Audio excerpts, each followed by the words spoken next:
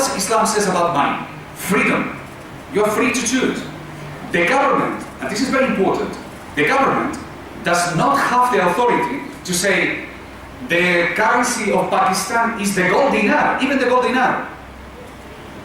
Not even the gold dinar. The people are free to choose. Naturally, what we know is that when the people were free in the past, for 5,000 years, they have chosen gold and silver.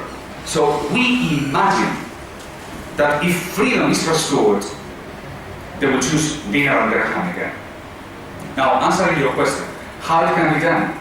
Well, it can be done by the governments, the federal governments, by the local governments, by the state governments, any authority who can essay the coin.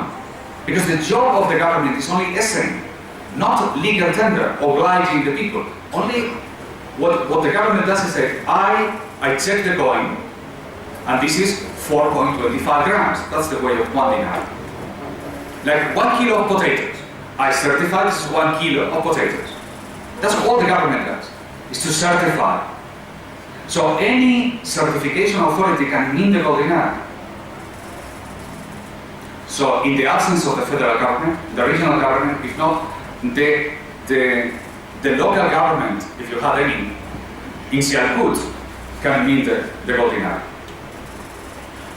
This won't be a uniform system in the whole country. I mean, if a local government of KPK or any city, exactly. It won't be a uniform system, and there would be No. Hold on. There is uniformity because there is a standard. Omar ibn al-Khattab, you see these coins fall in the same weight and the same size as established by Umar ibn al-Khattab. The weight of the dinar is a standard. Is 4.25 grams, and the weight of the dirham is 7/10 of the mithqal. This is a standard. So you can change the design, that doesn't matter. Like the euro, you can have the euro of Italy, of France, etc., but the standard is the same. In fact, we have created an organization worldwide. The coins we are minting now coins in Kelantan, in Indonesia, in the Philippines, in Singapore, in South Africa, in the United States. The dinar and the dirham is being minted in the United States. And we all follow the same standards. So whatever authority, following the same standards. 1974 से लेके 1976 तक हुकूमत पाकिस्तान ने सोने और चांदी के सिक्के निकाले। 4 सोने के सिक्के 3,000 रुपया, 1,000 और 500 के, और चांदी के 4 100 रुपये के और 1 150 रुपये का। आप मुतालबा करेंगे हुकूमत उसी निज़ाम को बरकरार बहाल करते हुए और इस तरह के सिक्के जारी करें। 1974 से 76 का। 1974 to 76, the government issued gold and silver coins. What you should do is you should demand that the government, the way it issued between 1974 and 76, they should demand it again. Brilliant. So we demand that. Definitely. You are part of the petition. Thanks for adding the point. Look, I think it's very important for me to tell you this. Don't be scared about dinar and dirham. It does not mean going back to the Middle Ages. This is the Middle Ages. To go back to gold and silver is the future. It's restoring freedom. As I said to you earlier, the irony of the times that we are living in is that in Utah, which is not a federal government, Utah is a state within the United States. They have challenged the Constitution of the United States and the Federal Reserve Bank by minting their own currency. South Carolina is doing that. There are other 3 states looking into the matter. The next civil war in the United States is going to be people versus Wall Street. The people of America are not against Pakistan. Wall Street is against Pakistan. It's the interest of a minority of people who control the economy of the United States. If we bring a solution to the currency, we will be liberating the people of the United States.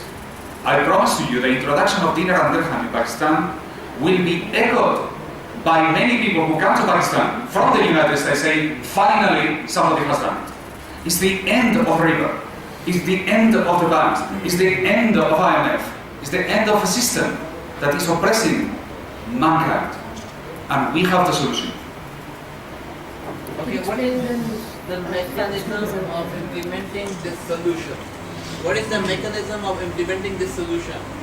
Where do you see after 10 years, 15, 20, 5 years, maybe 1 year, that after 1 year, government of Pakistan would call that, okay, sood, interest, riba is haram, no bank, no central bank would be trading or having interest in their mechanism, and the government decides to remove this paper currency with gold. And what is the time frame of implementation of your program? A gradual approach is you have to take step by step. So what we've done in Malaysia, where we have started, is parallel. You cannot get rid of it. The whole economy will collapse. So what you have to do is to gradually introduce gold as real currency, and affect certain changes in the economy. This is all explained here, but I will try to be very brief in explaining to you. The economy of Islam, the fundamental economy of Islam, is a trade economy. If you want to know what is the heart of muamalat, it's not the gold dinar, it's the marketplace. Rasul said a beautiful sentence. He said, 9/10 of the risk as in provision, the provision, 9/10 of risk comes from trading. In Islam, the marketplaces are public institutions like Waqf. Rasul when he went to Medina, he made a mosque and a market. And he said the rules of the market are like the rules of the mosque. In the same way, nobody is prevented from going to the mosque and nobody asks for a membership. The same thing to the marketplace. It's open and free to everybody. Where is the open market of Islamabad? Do you have any? No. The markets have disappeared. What do you have instead? You have Hyperstar, Carrefours, Tesco's, malls, supermarkets. This is the model of them, not our model. The gold dinar will eliminate inflation from Pakistan in one single day, instantly. The marketplaces will eliminate unemployment from Pakistan instantly. There cannot be unemployment if there is free marketplaces.